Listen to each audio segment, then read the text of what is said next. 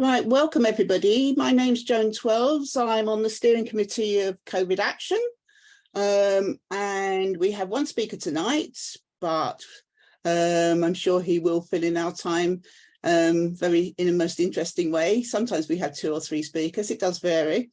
Anyway, our speaker this evening is Nathan Oswin. He's the works at the TUC, he's the project manager for the COVID-19 public inquiry. If I've got that right, I'm sure he'll correct me when he's, if I've got it wrong. And he'll be speaking for 10 to 15 minutes, and then we'll take questions and contributions. As you can see, the closed captioning has been accessed. And can you try and use the chat and electronic hands at the bottom if you can? I do recognise they tend to be on different places on different devices. As Noah's just demonstrated, we are recording this call, but we're not live streaming it. I know that sometimes concerns people. It'll be available on our website in a couple of days. And the view we put on there will only show the speakers, not the gallery. So if you don't want to be recorded, either please let us know in the chat or keep your video off, and you could even change your name if you want to. It's helpful if you could stay on mute unless you're speaking, as it cuts down on background noise. But if you are speaking, if you can, and we recognise some people have limited bandwidth and their devices aren't very happy with anything to do with Zoom. But if you can, if you want to ask a question and speak, if you're happy with doing so, can you put your video on? Not just because it's more friendly, but it actually helps people hard of hearing if they can see your lips. People don't often think about that. So, that said, Nathan's topic, as it were, tonight, it is what's been going on at the independent inquiry so far. They're in module 1, which is about resilience and preparedness. There has been some media showing of it on the BBC News. There's a very useful clip on the Today programme at 8:45 on Saturday mornings, where they do a summary of this week at the inquiry, which is really useful, especially if you haven't been either there or watching it on YouTube. But it's actually quite useful kind of summing up. I've found that's really helpful. The TUC put in a document on the effects of austerity on the preparedness and the resilience thing.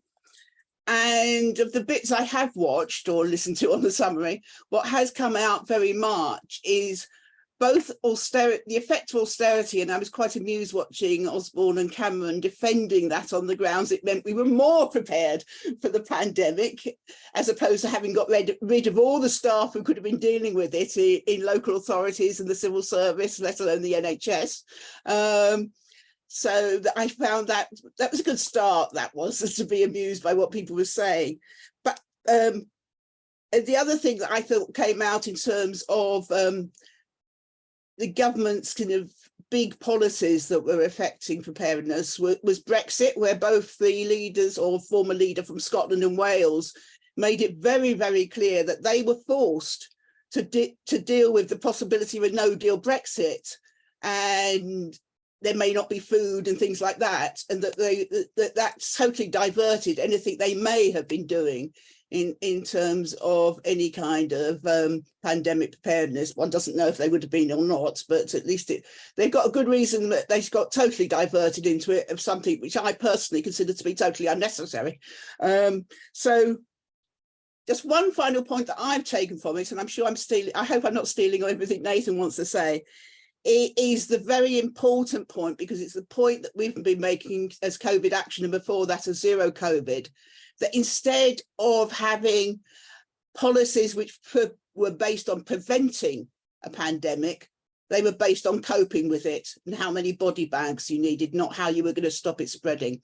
So those were my takes from the inquiry, and I'm sure everybody will have their own bits to say when we come to the Q&A. And I hope I haven't stolen Nathan's bits, but he's crossing out frantically, I know. Yeah, I'm going to hand over to Nathan now and ask him to introduce what essentially has been the TUC's position on all this. Thanks, Joan. That's a really, really accurate summary, actually, of a large amount that's happened across the inquiry thus far. I may elaborate on one or two points you've touched on, and hopefully add up a bit more. The way I've been talking about the inquiry so far during module 1 is sort of about 10 themes that I've effectively noticed during proceedings. Some of them more pronounced and sort of austerity, Operation Yellowhammer, which was the Brexit parts that Joan referred to, elements around what sort of disease was being planned for in preparedness exercises. Some of those are more meaty and have come up frequently. Some of the others have come up less, but actually are no less important consideration for the inquiry to then form its report on, and various other things. So I'll touch across some of those. Number 1 is austerity. As you can imagine, for the TUC, that's a real core, important part of our worldview about the state of the country as we entered into the pandemic. That through, by that point, 10 years at least of devastating reductions in central government funding to public services, including the NHS, where we all know the reality is that absolutely suffered real term cuts, particularly when you take into account ageing population and needs that is based on, and growth of population. But actually all the support services under it, with the best will in the world, there's no point having a majorly fully functioning NHS if social care is on its knees behind it, and local authorities and public health haven't got the money to do the vital work they need to, and there isn't a secure welfare net behind that lifts people out of poverty. So the evidence so far on austerity, I think, boils down into 3 sort of key areas. You have a raft of experts, including today, where Dr. Klaas Kashel, whose name I think I've pronounced right, but I never seem to get it quite right, again highlighted austerity had a massive impact. You can't talk about public health systems across this country without talking about the huge cuts in funding that they have had over the last 13 years. Professors Marmot and Claire Bamborough, who again highlighted the devastating impact local authority cuts has had, and the TUC's opening submission and our witness statement that focused for a large part, again, on government expenditures and cuts. So you've got swathe 1, experts, people across lived experience. I know Bereaved Families for Justice highlighted it during their witness statements, and I'm sure will when their witness takes the stand next week. You've then got the non-political figures who want to do a nod towards the impact of austerity, but are a bit afraid about their jobs if they come out and say this is an absolute disaster, right? So, and they will tend to say, well, of course, funding is a decision for government, and that would be inappropriate for me to comment on, and then go on to talk about how there wasn't enough capacity across the system and enough resilience, i.e. a bit of a nod to, yeah, we didn't have the funding, we didn't have the resilience. And then you have the bizarre spectacle of George Osborne and David Cameron, George Osborne in particular, somehow managing to try and argue that because they took a load of money out of the system, we were in a better place to resist a pandemic. And just the look of incredulity across numerous people's faces as he was trying to make that argument. But see, you've got 3 themes cutting across austerity.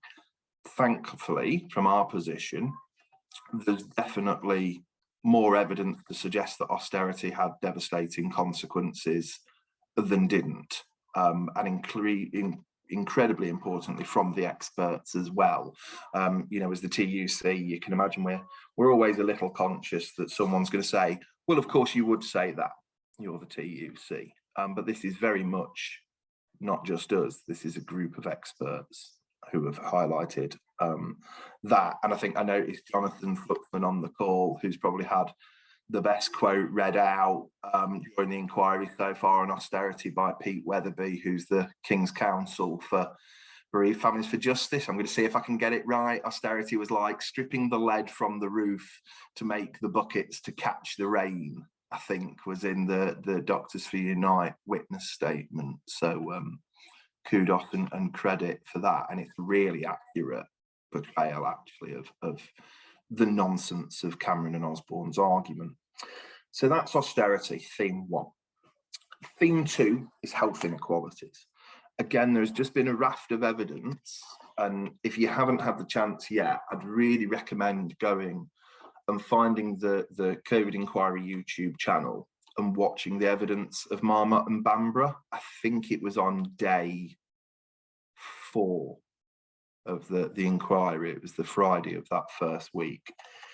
Marmot gave a really, really compelling series of answers about how health inequalities are the single biggest driving determining factor as to how systems and health outcomes will happen across things, and that you can map those against, back to that point 1 on austerity, about where the cuts fell the hardest, i.e. if you look at local authority cuts, for example, that they fell their hardest in the northeast, right? Just where that greatest need is, mainly caused by deprivation and various other ends. And that you can effectively map the pandemic health outcomes against, he gave the example of dentistry, saying effectively, if you look at dentistry outcomes, you can track that against health inequalities around deprivation, and says that you can do the same across the pandemic outcomes. And it's really set a vital framing for module 1 about the inquiry, that it feels like it would be very, very hard for them to do an effective and good job when they come to writing their report and recommendations if they don't say something about how essential it is that health inequalities are tackled. You know, you can't just tinker with Operation Cygnus or what sort of disease you're planning for if the root causes that lead to disparate outcomes, deprivation, failure to invest in correct public service areas, are left untackled. So really, really important. So there's another theme coming across there. And it's been interesting watching some of the politicians try and tackle some of the questioning around that, because they haven't got an answer really, other than to sort of say, well, of course, there's always been inequalities, you know, conveniently forgetting the idea that the state might be able to do anything about it, and arguably is one of the primary functions of the state to redress inequality and protect the public therefore. But so that's another one of those 10 thematics. The third one, and this has been almost the reliance that politicians have lent on when asked, well, why weren't we prepared? What went wrong? So rather than admitting that, you know, pulling hundreds of millions of pounds out of vital public services might have had an impact, they say, but we were planning for an influenza pandemic rather than what we actually faced, and therefore the country wasn't prepared. A couple of points to note on that is, you know, yes, it's true that it looks like all the exercises and all the civil contingency plans were based around influenza, but that doesn't mean that some of those lessons are not vital to be implemented in the case of any event. You know, take PPE, for example, right?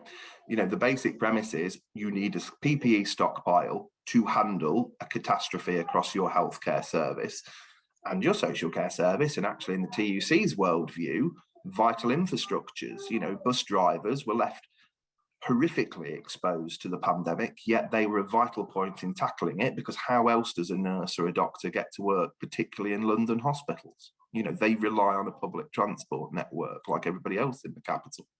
So, you know, wide thoughts. And a lot of that wasn't put into practice, whether it was around influenza or whether it was around a coronavirus or whether it was around disease X. But there is a lot of talk around, and you know, I hasten to add my background as a professional campaigner. So whenever I start talking about science or civil contingency planning, I'm conscious I'm very, very much out of my depth and expertise. So please take all this with a note of caution. But you know, there is an arguable logic that you should prepare for disease X, which is what has been referenced several times in the inquiry. i.e. you take a hypothetical situation and maximize all the ideas and theories that you can learn across for everything, and then have sub-plans within that to deal with the specifics, i.e. what is the difference in organising for influenza versus coronavirus versus a bloodborne virus, etc., etc. That then leads us into the thing I feel like everybody else has found the hardest to get round their head who has been watching the inquiry daily. I'm trying to make sure I can see Charles Barber, and I think Sue's got a phone off, but I know they've been watching the inquiry daily, so I'll see if they understand it any better than me with their reactions. The complexity of decision making around civil contingency planning and then implementation is, honestly, there's this organogram that has become nicknamed, courtesy of Sam Jacobs, who is our counsel leading for the TUC, as the spaghetti map. And it is honestly the hardest thing to understand I think I have ever looked at. It is just ridiculous, the level of complexity. And that's before you then have to delve down even further when it becomes to the devolved nations, who of course have their own structures across things. You know, they'll have their own chief medical officers, or they'll have their own civil contingency planning events that need to then map across. But that level of complexity is definitely one of the themes. How do you engage with that in a sensible way? And again, for us, and I'll come on to the next theme at the same time of this, because the next theme is around exercises. So exercise Cygnus, Alice, these various exercises. We believe that one of the real important key strands that was missing here was social partnership with organisations that can bring expertise. So the example I'll always give is when it came to something like, I think it's Operation Cygnus, I think it's an operation rather than an exercise. It all gets very convoluted.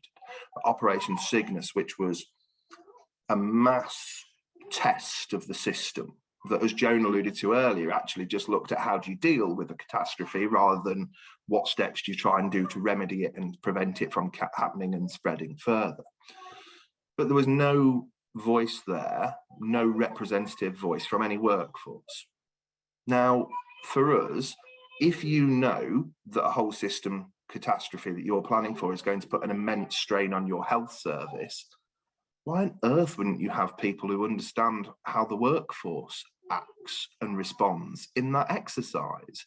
Because for all the great theory in the world, it's only at the point when someone puts their hand up and says, but you know, we all travel to work on bus, and if the bus drivers aren't protected, then we're all going to catch it anyway. So what's the point?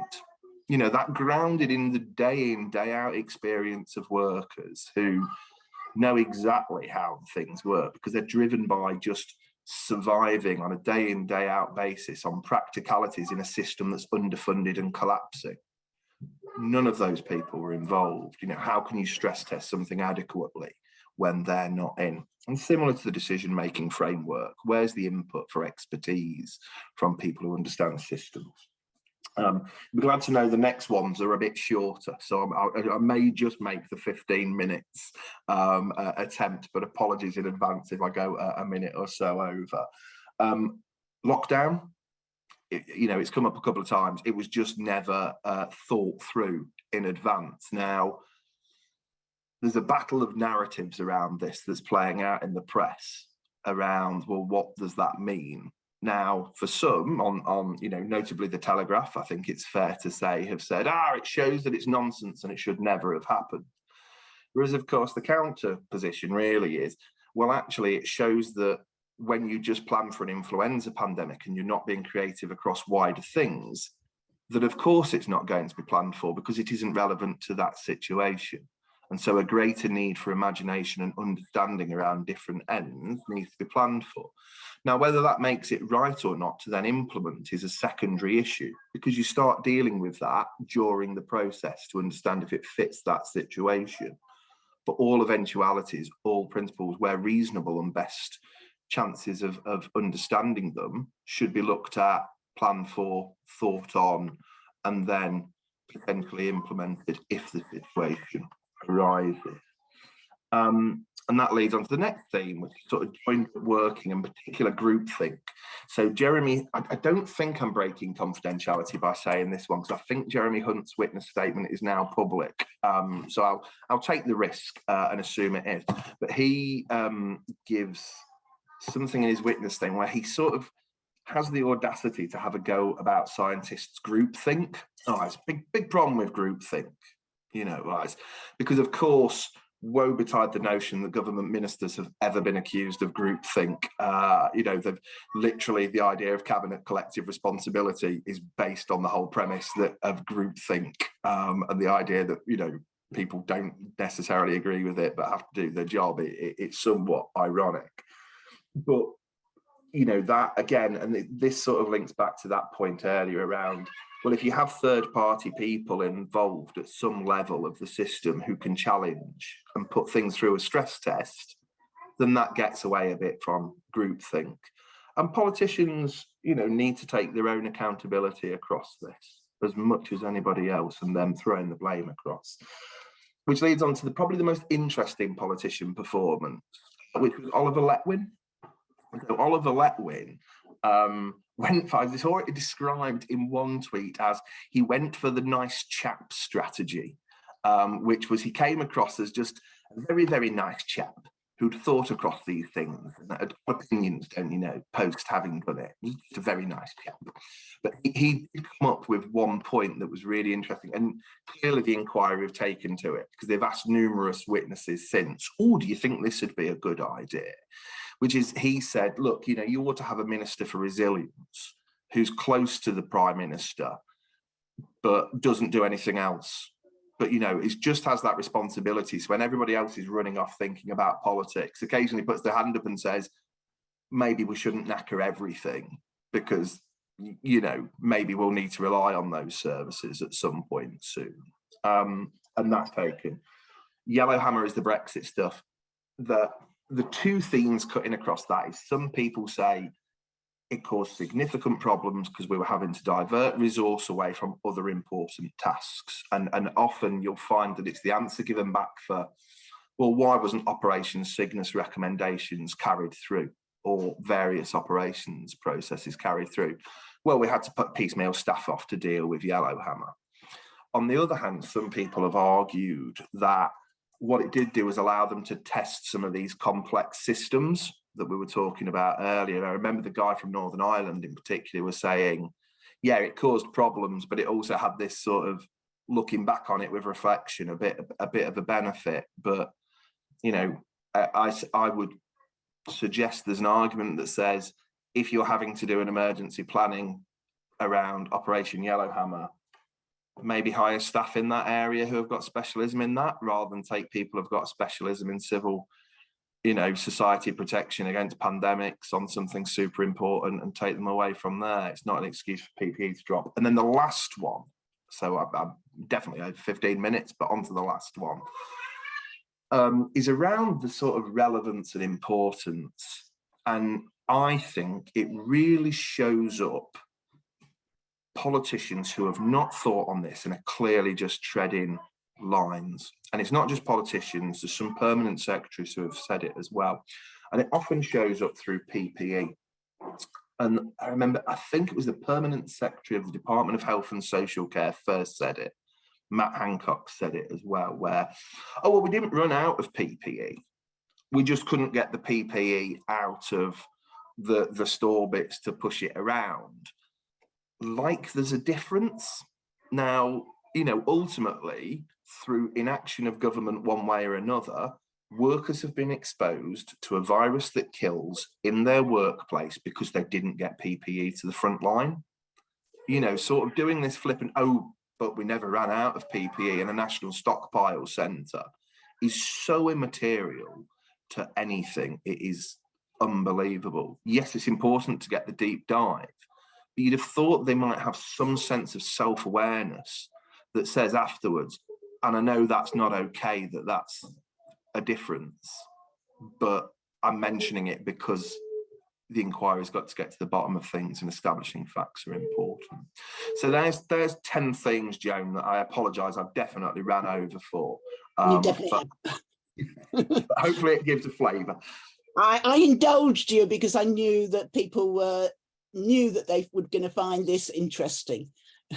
And I will actually use up the chair and just say the bit you've missed out, which is about your spaghetti thing, is local authorities, as somebody who's been involved in local authorities, who themselves have emergency planners.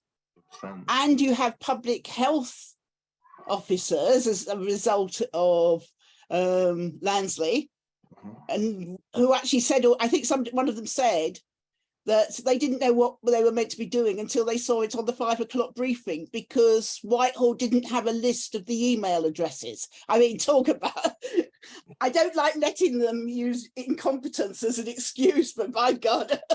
It's probably important quickly to note that, that there's another theme that's definitely going to come out, but it's not had the right witnesses yet, which is absolutely fragmentation. And you've got the LGA witness on this week. Yes. You've got us appearing next Monday. You've got the BMA appearing next week as well. So that secondary bit, that fragmentation of the systems, the disastrous transference of PHE, and then those budgets not being ring fenced and austerity then impacting, that'll all come out as a sort of 11th theme, but it's not quite a theme yet. That's my justification. Oh yeah, but that you know, it wasn't just by accident. It was because they were doing it from the top rather than local. You know, right. Anyway, I'm waiting for some hands and I haven't seen any yet. Otherwise, Nathan and I will keep chatting. Gary, I'm going to take you. And then Jonathan. And I know Jonathan's got to go. So. Well, first of all, in 2016, they had these exercises, which has already been mentioned, and they completely failed to take on board coronavirus. And that's one particular. There are several reasons that why we've gone completely wrong, but that is one of the reasons why we've gone completely wrong, because they never took on board the findings of any of that. And they just went in telling everyone they're dealing with a flu epidemic, and it wasn't. It was a major coronavirus, i.e. COVID-19 pandemic. The other thing is that we're still not learning from it, and they're still not learning from it, because we're literally now facing, people are facing long COVID, staring themselves in the face or more, depending on how COVID treats them, their body. So basically, there's still no mitigation in place. So all we're doing is just, it's a complete repetition of what's gone on before. So we're still not getting there at all, really, from what I can see of it at the moment. And people are just going around as if it's normal. Normal day living. So it's just crazy. And so say the pandemic, there's lots and lots of reasons why things went wrong. There should have been localised officials involved at a local level in healthcare settings, etc., locally, so that this could have been coordinated locally, and it would have been much better for people, localised, where local officials were hands-on. They knew the community, knew where people were, knew who had underlying medical conditions or whatever it was. And now we're in as I say, in a state where we're basically repeating ourselves. So anyway, I won't take any up any more of your time, because I know you've got someone wanting to talk that's got to go shortly anyway. So thanks for letting me speak. That's fine. Nathan, I'm going to suggest I take Jonathan and then Sally, and then you come back. I like to take people in threes if I can. So thanks very much, Gary. Jonathan. Thanks very much, John. And thank you, Nathan, for that really interesting and informative talk. It was really good. There's obviously a whole lot going on, and it's quite difficult to keep up with it. It's all day, every day. It's a bit like watching a test match that's about 4 years long. Thank you for bigging me up. It actually wasn't my quote personally. It was a colleague, Steve Watkins, who's a colleague in Doctors in Unite. He wrote that bit of our submission. It's actually in my name because it, as you probably know, the witness statement has to be in one individual's name. I just wanted to pick up a couple of points that you made. The fact that all the plans were around influenza, as you rightly say, and I agree with you 100% on this, you know, in a sense, it didn't matter that much if the influenza plans had been implemented properly. And they weren't, we know that. And the running down of the stocks of PPE and a whole range of other things, the running down of local authorities, the sidelining of them and so on, bypassing of existing test and trace procedures and everything, you know, it was a recipe for disaster and there was no other possible outcome really. But the other thing that was lacking, and I was glad to see it has been mentioned a few times now in the pandemic, in the inquiry, was the understanding or the suppression of the scientific knowledge of airborne transmission. You know, time and time and time again, we come back to this major issue. Transmission has always and will always be at the center of this pandemic. And as Gary has just rightly said, unless and until we address airborne transmission, we're not going to stop this pandemic, and we haven't got a snowball's chance of stopping the next one. So I was very pleased to see that the COVID Airborne Transmission Alliance barrister, when he spoke, it wasn't in this particular module, he spoke several weeks ago, but really emphasized airborne transmission. I was also really pleased to see that the barrister for bereaved families for Wales was excellent on this point and really used very strong language about how there was no planning for an airborne pandemic. And this is something we drew out in our witness statement, that, you know, as you said, the guidance from the WHO about how to manage a pandemic for disease X, i.e. an unknown pathogen, says very clearly, until we are certain about the mode of transmission, we protect against all means of transmission. That means surface, contact, airborne, and any other, you know, gastroenterological, you know, feces, oral, or all transmission routes. And in fact, the guidance at the very beginning of the pandemic was actually all right because it kept in that precautionary principle. However, it was ditched in the first few days and weeks after the pandemic started, and we have never had airborne protections, particularly in healthcare, and indeed, as you'll know, you know, representing the TUC across the workplace. It's just been absent. Thanks very much. I'll stop there. Thank you. Thanks, Jonathan. Callie, welcome. Thank you. Thanks, John. Thanks, Nathan. That was really interesting. Trying to kind of I've not been involved in this. I've not been paying attention, and I should have been. So what I'm about to ask you, I probably could find out for myself if I or should know already. I was struck by the terms of reference for the COVID inquiry, which foregrounds equalities, how equalities should be basically, you know, central throughout the whole thing.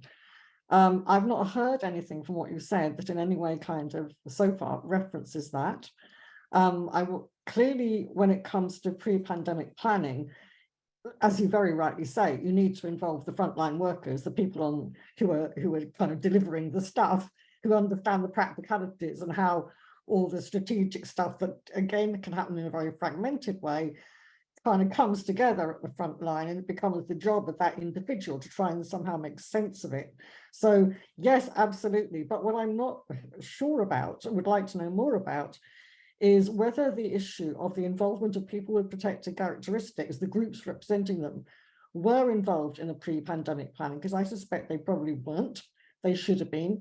Surely there should have been an equality impact assessment of some description, and quite how this is being picked up in the inquiry, because the point is, what is making people vulnerable, and what did ever since the time when it became the case that we developed the tools to deal with COVID and airborne infections, but then stopped using them. And it's not COVID that's causing inequality. And it's government decision making, poor decision making, failure to accommodate or include in that. Because if you don't include the people, then you don't understand that perspective. As you were saying, the same applies for so-called vulnerable groups who are not intrinsically vulnerable, but have been made vulnerable by government decision making. And my concern also is that the inquiry isn't sufficiently including that, possibly on the basis, well, you weren't involved in that, in the decision making, so therefore you've got no place in this part of the inquiry. Well, the fact you weren't involved may be a great, an important explanation as to why the decision making was so poor. And I'm aware, for example, that clinically vulnerable families was not given core participant status in modules 1 and 2, and I simply don't understand that. I think that's absolutely inexcusable. So enough of my rant. I just thought I'd chip that in and be good to get. Thanks. We're here to have rants. We welcome rants. Nathan, do you want to come back on those three, and then I'll take Noah? Yeah, absolutely. I will highlight, I was never warned this was a safe place for rants. As someone working on it, that's always a bit of a risk factor. But yeah, no, rant away. And just to say quickly, it's not a rant. They're all really, really important points that are being undervalued at various times. So, please don't take that as a rant. On Gary's bits, yeah, you're exactly right. So the 2016 exercise was really, really specific around what it was doing, to the point where it was trying to effectively imagine how to deal with an influenza pandemic. At like 8 weeks into it, it had got like real assumptions on, we are 8 weeks into this. This is the situation. This is how many deaths have occurred. This is what the state of things are. And you sort of think, well, all you're actually doing is trying to stress test the system at a moment in time in a really, really specific way. And, is that the best way to tease out lessons and to create plans? There's a use for it, but only when it sits alongside other things that bring in various other elements.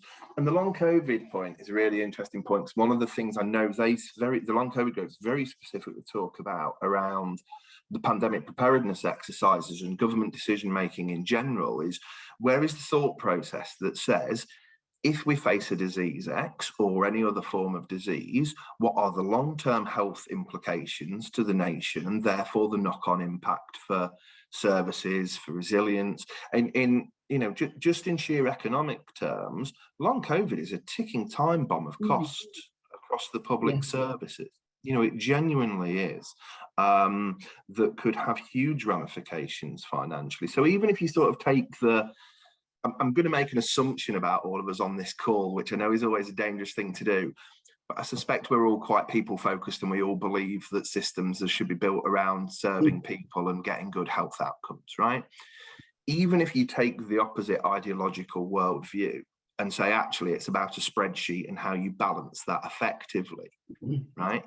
Even on that premise, having an understanding and a consideration about long-term health impacts is vitally important, because otherwise you undermine your own economic spend and your own ability to understand how to run public services. So it's really, really important. And one of the things the TUC is doing is working together with trade unions around what can we look at to try and get long COVID, whether that's written into it as an industrial disease or various other bits. There are different states of thought around where that should be, but it's very much a proactive end of us. And just to come on to sort of Sally's key point, which is about, when you're working with groups, you work with people with lived experience, because there is no point me pretending that I understand what it's like for someone who is disabled in the Northeast, who's BAME and in an equal marriage. I don't know any of those elements because I do not live it. So why on earth can I write something that fits across those things? So that's why we're so keen to work with long COVID groups. That's why we've got such a close relationship with Bereaved Families for Justice, because if you're not working with people who understand that through lived experience, how can you therefore go and write policy across it that affects them? I don't think it leads to good policy, if I'm perfectly honest, let alone the moral aspect of it. So there's that on there. Jonathan, thanks. I shall now make sure it's referred to as the Steve Watkins quote. So you've done yourself out of being mentioned at any other talks I do, but it's always nice to give accurate credit for things. And yeah, look, absolutely around airborne. It's important to note that I think that it was module 2, so the Airborne Transmission Alliance are a core participant across module 2, I believe, and it was at the preliminary hearing that they last spoke and spoke strongly on the area. I mean, for us, one of the things we've been trying to get in, and it's quite difficult in some ways, but as you can imagine for the TEC, like the state of our public buildings is a real problem and actually was a contributing factor to the pandemic, because I can't remember the last time I walked into where bin men in local authorities tend to go and work and get changed and think, oh, there's really good air ventilation here. Right? You know, it just doesn't happen. Our public infrastructure and buildings around numerous local services are really not fit for purpose, and they're certainly not fit for purpose when you consider the health impacts that can come across. And you know, there was clearly a rush. I think it was you, Jonathan, that led on the point around, you know, government guidance was one thing and then it changed very rapidly. And of course, we're all in that process at the time of going, you know, we haven't got full access to the information, and you have hope and faith that the state is doing the right thing based on science. Because at that point, as an individual, what other choice do you have? Right? You know, you have to have faith in the system, else the whole thing collapses under its own weight. But it's important for government to then do it for the right reasons, and cautionary is always the right way forward. And again, sorry, I can't remember whether it was you, Sally, or you, Jonathan, who said, you know, look, you assume it's every form of transmission until you know exactly what transmission it is, and then you take the appropriate steps built in a plan that has been more rigorously thought through. And again, just because that's logical, isn't it? Like for me, there's just a logical sequencing to that stuff, because that, how else can you do it? You're just grabbing at things in the dark otherwise. So if that answers that point. Sally, the equalities point. So two really interesting things to note on this, that there were two areas the inquiry was quite hesitant around doing any form of particular dive into in the early days of preliminary hearings. One of them was austerity, because they just went, oh God, the politics of that are a nightmare. We don't want to go anywhere near this if we can help it, because right? They've ended up having to do it because it's so undeniable that it had an impact. And the other actually was around systemic institutional discrimination of various thoughts. And again, I think they just went, that's such a minefield and can open up to so many recommendations across things, and politically. So I think they viewed it as politically very problematic in the era where people just point and yell the word woke and think that that's a political argument. You know, they just went about it. But CPs all coined together and ganged up on the, it's recorded, they didn't gang up on the inquiry, they presented rational, reasonable arguments towards the inquiry that were thankfully taken on board by the inquiry, that said, how can you really understand government decision-making, which is module 2 of the inquiry, without understanding the impact that institutional discrimination would have on systematic decision-making? Impossible to do. And we know that the health outcomes of the pandemic were determined by inequalities. So we managed to win that through, and there's a report that will be published before module 2 that does a deep dive into that, so you'll see more. The other important thing to note is that for module 1 feels quite small, because there's not too many CPs. There's us, there's bereaved family groups, there's the BMA, and then there is sort of state delivery bodies, LGA, bodies like that, and then there is government ministries, right? Module 2 onwards, actually, it's a more even blend. So there are race-based groups, there are women equality-based groups, there are numerous other elements, there are long COVID groups in module 2, etc. moving forward. So I suspect there will be more of an acute lens on equalities in future modules, with hope and with luck. Right, thank you. I'm going to take Noah and then Pat. And if anyone else wants to stick their hands up at this point, would be a good time to do so. Noah. Yes, hello, hi. Yeah, thank you very much for all of this extremely useful information. I have sort of two small questions. Well, one large, one small. The small one is, just because this is going to be recorded, can you explain what CP translates to, what that acronym means. And two, leading on from what Gary and Jonathan were talking about, I'm wondering if there's anything, you know, even in these relatively early days, if there's anything that you've noticed or that you're thinking about or that's kind of come up from the inquiry that could lead to suggestions to, you know, what we can do as activists, and how do we, you know, agitate for mitigation measures and try to keep, you know, COVID action, as it were. Pat, thanks, Noah. Yeah, I think that when it comes to the question of inequalities, the people in power are not willing to look at what happened properly in detail because the implications are too huge. And the example I'm going to give is housing. So what came out during the pandemic is how severely and extra affected people were who were living in overcrowded conditions in multi-generational families with no possibility of actually separating one member of the family from another. And a lot of people in, for example, temporary accommodation with shared facilities. That's just two examples of many problems on the housing front. And the way I see it is the underlying reason for it is the rundown of public rented council housing over the last 40 years. Now, turning that round would entail a huge change in policy by both the major parties, by the way, that in government and the Labour Party, and a huge a guarantee to spend a great deal of public money. And they're not willing to do it. So they just don't want to look at it, recognise it, or admit it. Right, thanks, Pat. Before Nathan comes back, I'll just say something about what you said about housing, because I live on what was a GLC council estate. And what was noticeable here was where you do have those overcrowded flats, and particularly during the first lockdown, and therefore young people would congregate in the courtyard regardless of a lockdown. And that was where the police would come in and would stop and search them. And it, you know, it was kind of, they just needed to go out and get some fresh air. They were entitled to go out for an hour. They were probably sitting at opposite sides on the playgrounds, on the swings or whatever, but that was where they would stop and search. But on a more positive note, one of the things we did, we managed to get lottery funding for a group of kids that we were involved with to make a music video. And we actually had kids learning to hula hoop in their front rooms in front of Zoom, which must have been, I just haven't worked out how they actually did it in some of the flats where there's not much, you know, most living rooms with kids don't have an inch to spare, and they actually ended up making a music video. So, you know, there were good things as well as bad, but yeah, housing, the effect on housing in the lockdown was so noticeable, but you only noticed it if you were part of it, I think. Thanks, Nathan, sorry.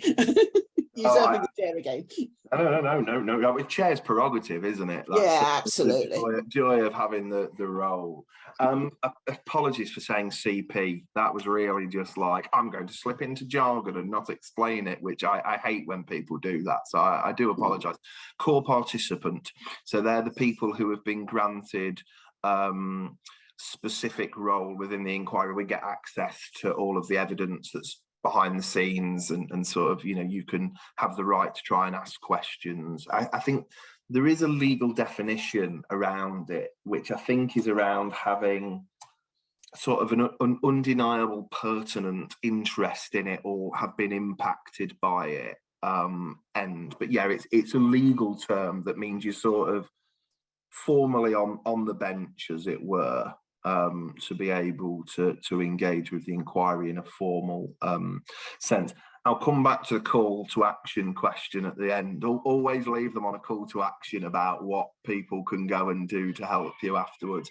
The housing point, I mean, this is the big question that sort of we're racing through lots of people's minds, because there is an overly simplistic, the Telegraph, way of talking about the pandemic, right? Which is that there's one or two massive decisions that framed health outcomes or business outcomes or anything. It's just not true. Like the pandemic and the impact upon it. There are several large things, but they are 1,000,001 cuts to our local services. There are poor housing stock across the country where people live in poverty, and the local authorities haven't got the money to go in and do up the housing stock properly. There is not enough staff across our healthcare service, and because that's now a competitive marketplace because of things like the Landsley reforms and a general drive towards the idea that everything's a market, again, deprived areas where housing isn't great and people don't necessarily want to live, no matter how proud they are of the area, struggle twice as much to get doctors than a nicer place because they're available in the markets there, right? So that's the real challenge. Now, some of those solutions and the ways you'd have to do it are, let's be frank, astronomical, and not just necessarily in cost. So housing is a good example of where it is cost, because you're right, the only way you can fix that is by building new homes, good quality homes across the whole of the UK, or doing up the stock we have, you know, but whichever way around it, there's a cost to it. Now, I suspect that all of us would argue that is a sensible cost and actually pays dividends in the long run, but there is an upfront cost to it nonetheless. Some of the other things are entire mind shifts of things that have been part of the basis of society for decades, if not centuries, right? You know, the notion that some areas of the country are poorer than others, right? That has been a thing that's existed for a long time. Again, I suspect that a lot of us on this call would think that it doesn't have to be that way, and there are ways to tackle that and drive that gap down. But that is a huge system change and a mindset change in numerous ways, and not just on policymakers. Now, how can an inquiry that cannot, and this leads into Noah's call to action point, hopefully, if I'm getting my segue right, this should all be seamless. How can an inquiry that has no legal recourse to force any government to implement its recommendations, right, say something that says, if you really want to sort this out, you have to sort out sensible funding for our public services, good housing, good healthcare, good education, because if your education system isn't sorted, it all falls through the floor anyway. A sensible welfare system that means when people fall on hard times, they're not exposed to the brutality of poverty and all the impacts that come with that. You know, all these huge systematic changes that were already a problem in the system when, you know, let's be frank, when the Tories came into office in 2010, but have got exacerbated and driven so much worse as a consequence of their policies and procedures. And I'll tell you, it's because of COVID. COVID didn't create inequality. COVID exposed the inequalities across our system that were already regimented in there, right? How can they do that? Well, one of the ways is actually what you're doing now, because my theory is it's human nature to not look back on things that are painful. And I think there is a truth across the country. And I still remember when the pandemic first broke out. And I'll be frank, I was absolutely terrified, right? You know, I remember at the time I was working for a charity called the Stroke Association.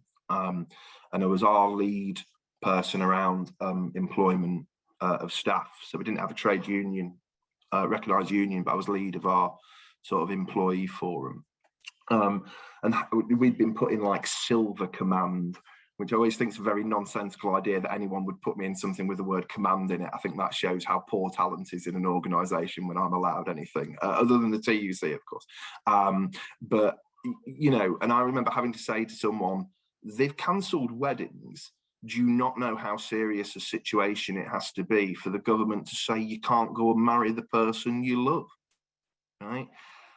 I think people have pushed all of that fear and terror and abject horror we all felt in particularly those first few months when this was so raw and painful down, because they don't want to think back on it, because it is human nature to not sit there and reflect on it. Now, unfortunately, some people had such severe impacts, and I'm conscious there's many of them on the call tonight, you know, who were in CDFJ or lost loved ones, whose world was so radically changed they cannot help but think on that, and they've dedicated themselves to try and make sure that other people don't go through it, and that's just the most commendable thing in the world. It genuinely is. Or people with long COVID who are battling those impacts on a day-by-day basis. But most people don't. They don't want to think back on it. But for the inquiry to succeed and be able to do those things, people need to remember. And they need to remember the anger they felt actually when it turned out that Cummings was taking the piss, you know, by running up there, and how their government went to bat because they thought politics was more important than protecting the public health. And like I suspect, you know, you can probably hear me, I still get angry when I think about that and the consequences of that. And I suspect many of you on the call do, no matter how personally impacted you were by the pandemic. But there are people who will do, and I think there's a bit in the chat where people just sort of go, it was what it was, and we just want to move on. But for the inquiry to be successful, it needs to have people remember and remain. And to know, my ask to you guys would just be keep talking about why this is important, to be honest. And when recommendations come out, you know, do what you keep doing and talking to groups such as, obviously, hopefully the TUC, but equally bereaved families and long COVID and various other organisations that are involved, and see what they think of the recommendations. I think go bang on the door of whoever your MP is by that point, whether it's the current one or there's a new election and a new government, but bang on their office and say, this matters. This bloody matters. Go and implement it. What are you going to do about it? Make sure they respond back to the report. Because if they think, or, you know, politicians in general think the public aren't engaged and won't do that, it gives them the option of not responding and not taking action. And whatever the outcomes of this, it will cost money. And we are in a political climate where politicians are a bit scared about the idea that you can say to the public, I think it is worth us spending money on this because it achieves X. And it's up to people who are active and talk to politicians to try and make sure that they realise that ain't okay when they've invested, you know, over £100 million in an inquiry to get to the bottom of the worst crisis this country's faced in a century. You know, like not us on the call, we as a country, we as a public deserve more than that. And so that's where the request for action, I suppose, if that makes sense. No, I feel like I've just had my own personal rant now, which is terrible, but hopefully it's helpful. You're on mute, Joan. Thank you. Hopefully it'll be a Labour government whose doors we're banging on, and they'll actually, I have a horrible feeling it'll be even harder to bang on their doors to get any money out of them. Barbara, you had your hand up. Did you want to restore it? Yeah, I just wanted to comment that Nathan became a bit of a Twitter celebrity. He was, well, fortunately or unfortunately, in the background of Matt Hancock's evidence. And he was keeping a very poker face, which is very unusual for Nathan. And he couldn't keep it going all day. And he became a Twitter meme that said, the blonde guy behind looks like he wants to rip his head off. So well done, Nathan. I didn't think you could keep it up all day, friend. No comment. We don't condone such approaches. There's advantages of watching these things on YouTube, aren't there? It's a weird experience being in the room. But he couldn't believe it that they kept putting on a camera on Nathan, and he was aware whenever it was on him, because he has they have a small screen in front of them, and he was aware whenever he was on the screen, and he was trying so hard. but those of us who know him well know it's a tough gig to actually pull that off the whole day. But well done, Nathan. Right, Amanda, any more hands? Hello, thank you. This is so interesting. I haven't been able to kind of look at anything and kind of follow, but it's really helpful, Joan, to know about what you said about the Today programme. That's going to be really helpful. I wanted to, I guess, you know, one of the bugbears that I have about this whole situation is that everywhere that it's reported. I mean, only one. I mean, I've got 1 million, but that every time it's reported, it's talking about the pandemic in the past tense. And I know that Biden said it was over, but we know that it isn't. Whether whatever. And I wonder. Obviously, this first part is all about looking back on the preparedness, but I wonder wonder how, and if anybody is addressing the fact that when people are talking about the pandemic, not about the preparedness beforehand, but the situation that is ongoing, whether anybody is because I scream at the radio and turn the radio off, all the time, because I write to the BBC, and because I just, the fact that people like Nathan, you said that people are wanting to move on, and I am absolutely, doing everything in my kind of small personal way to make sure that I wear my mask outside all the time, just as a constant reminder that it is not over. And I haven't been on one of these calls for a while because but I'm going to come back on them because this, and just so I suppose I'm reiterating what Gary's talking about and what Jonathan was saying, that it's almost like we have to have this report to see all these various kind of modules to kind of look back, but the fact is that it is very, very present, and every day people are becoming infected repeatedly, and children. I mean, the idea of multiple infections and what that's doing, the ticking time bomb you were talking about in terms of like finances, just that, I just wondered if anyone's coming back at, or how people are talking about it in the if they're talking about it in the present tense. Thanks. That's a really interesting question. So part of the problem with inquiries by their nature is they have to be from a specific time frame, because you cannot set it up to look into events that happen after the point of which it's established. By the nature of it, it is a reflective process that leads to recommendations in the future. So it can't sort of do, we're going to do a deep dive into what tomorrow could look like if we don't do X, for example. Now, the way I always think about this, that I think there is an argument that people get almost fixated on the notion as to the wording of pandemic with it, that there's sort of technical answers. And, if you want to be like a real just technical around it in things, well, the World Health Organization's declared it's no longer a global health emergency, right? And for me, that's a distraction of getting bogged down into semantics around things. And so the way I tend to frame it around my own mind is talking about the consequences of COVID. Now, that's about whether it's been a pandemic or it's still not, or it's not a pandemic, and but it focuses the mind. I think in that similar way that when I was talking about politicians saying, oh, but we never ran out of PPE supplies, like that's the important element of it, whereas the important bit is, no, the PPE never reached people. That's sort of the thing here.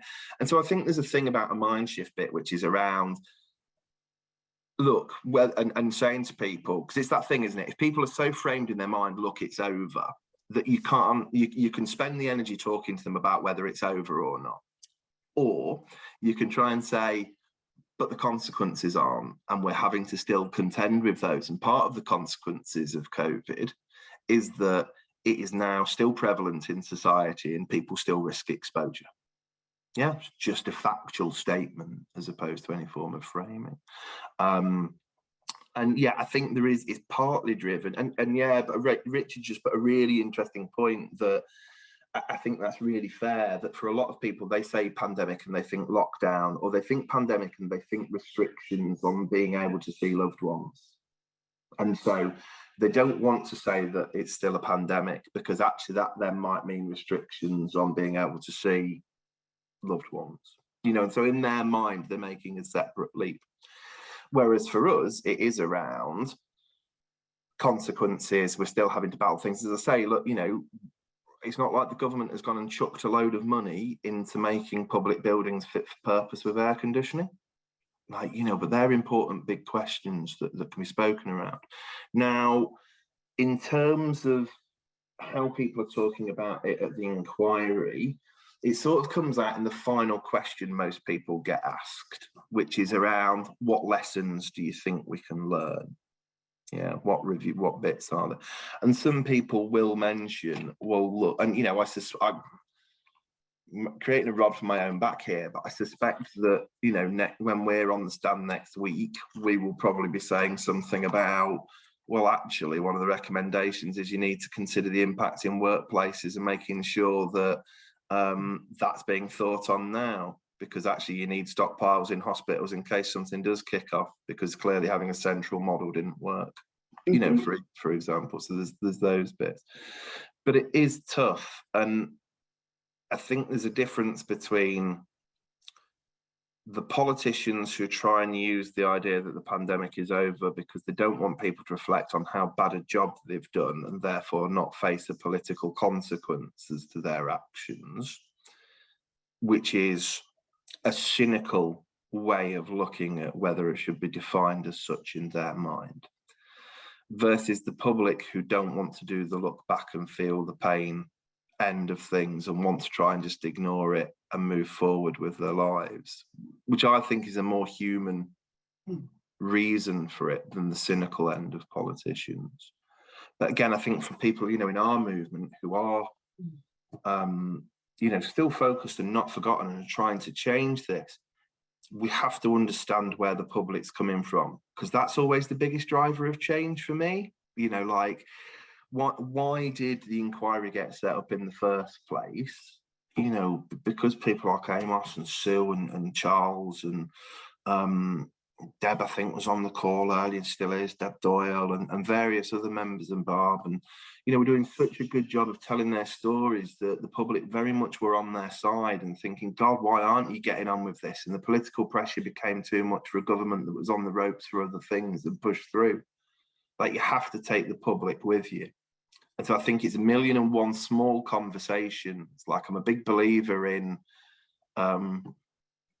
there's that old Barack Obama quote, isn't there, about sort of you change one mind in a room and that can change the room, and if you can change the room, then you can change the street, and if you can change the street, you can change the city, if you can change the city, you can change the country, if you can change the country, you can change the world. You know, it's all driven by small conversations. And just the thing that I think our movement does best, and it's at its purest form, is sympathy and understanding for people who may not even agree with us when we start a conversation, but our human empathy and ability to understand how they've got there, because they're normal people trying to battle through the challenges of life, and then be able to explain to them why we think that's wrong and bring them with us on that journey. I personally think that is our movement's greatest strength, because we can do it better than anyone else, because we're grounded in our communities and our streets. And if we take that same approach with that, then I think you can change that mindset. I realise that's a really sort of like long-winded, holistic answer, but I think the question is so massive in a sense, Amanda, that like there's that. And the sorry, Joan, I've rambled on for so long. I'm making you call the. I'm about to stop you. Terrible. I'll finish on this very tiny point. There are two things that matter in inquiries. There is the courtroom, that is like the specific room you walk in, right, and recommendations. The bigger and almost more important thing is the court of public opinion, where judgment really sits and pressure really builds to make sure recommendations are followed. That's the thing we can all influence as much as the courtroom itself. Thanks, Nathan. That was excellent, and I think everybody was really happy that you were able to speak. I'll just sum up with a couple of things. First of all, I actually did see a poll somewhere that said the majority of the public don't think the pandemic is over, but they are quite happy to pretend it is just because they don't want to. And you still see people, they might not be wearing their masks, but they're keeping their distance. Even if they're just chatting in the street, you see that kind of not mingling going on. But yeah, I just wanted to tell you about some of the things that COVID Action is doing, following on from Noah's leading question earlier. And one of these is, it was actually instigated by Jonathan Fluxman, who spoke at our last meeting, which is to try and organise some street activity around the wearing of masks, particularly in healthcare settings. And I mean, that's not just hospitals, is it? It can be GP surgeries or whatever. And so we're looking at, if anyone wants to volunteer to get involved in an activity, which will probably be in London, but in planning it, you don't have to be in London to plan it. You don't have to be going to it, because I'm still clinically vulnerable and stay at home. Get in touch with us at info@covidaction.uk, which I stuck in there in the chat a while, and I'm sure Noel will stick it in again now. Volunteering your time and effort. We are going to try and organise an organising meeting for that around the end of July, and our thoughts are we probably can't do much because everybody kind of disappears for August or decides to have a month in bed having COVID. So we'll probably do some activity around the 2nd or 3rd week of September, but we really want it to be more than just a photo op of COVID Action, small number of people in London by the wall. We want to kind of think of a good place to go, link it up. Obviously, if there are spare people around, anyone who wants to take our banner along to the inquiry any day of the week is more than welcome to. I know Sue and Charles are there, but they're there wearing a different hat. So if you want to get involved with us, that would be really, really good. I would also say, if you want to be even more involved, and I know there's some people here who are really regular attenders at these campaign calls, then we are looking for people to come on our steering committee, and we meet every fortnight on Zoom still, and come along and discuss kind of what we should be doing and what's going on generally. Again, put your details in info@covidaction.uk, and one of us will monitor it and get back to you. But that would be really good if you want to get involved in that. And any ideas for campaigning of any sort, we're always open to them. I know, who was it? Richard's put an idea up here. Somebody should do some daily summaries on YouTube of what's going on in the inquiry. But so if anyone has got the time and effort, who particularly, I mean, somebody who's at home watching it on YouTube, you don't have to be there, can just summarize really one-liners that they've stolen from somebody else, either on YouTube or Twitter, or if you're going to be really, what's it called? I've forgotten, Threads. We have to move to Threads now, although my son tells me there's still privacy problems there. He knows these things, and I'm sure Noah will tell us that. But then, I mean, there's all sorts of problems with Twitter, aren't there? So I think we should move en masse. But getting diverted. So if you want to get involved in our activities, that would be great. We're not going to have a campaign call in August, but we will have one in September. And we were thinking that should be one whose heading is basically pandemic isn't over. And so if you can think of some great speakers, might invite Nathan along again. We're always happy to invite people along again. That would be great. And Sally, who's spoken for us as well, who's very busy with a new initiative as well, which is great. More than happy for anyone to get involved with us, and we hope everybody does actually have a pleasant summer, even if, like me, you're stuck indoors or only wandering out occasionally. But those of you who are going to the inquiry and managing to survive it, well done. And keep us informed about what is going on. So thank you all for everybody for coming along tonight. It was an excellent call. This is one of the few Zoom calls that's actually getting good attendance still. I've been to several and they're kind of fizzling out, but this one we seem to be getting a good attendance every time. You know, kind of 30 odd people willing to spend an hour on a Monday evening. It is, even if only a few people have had a chance to have a rant, everybody's welcome to have a rant. You need it if you've been stuck at home on your own all day. So thanks very much. I'm going to close the meeting now, or Noah will. Thanks so much for coming. It was great. Thanks.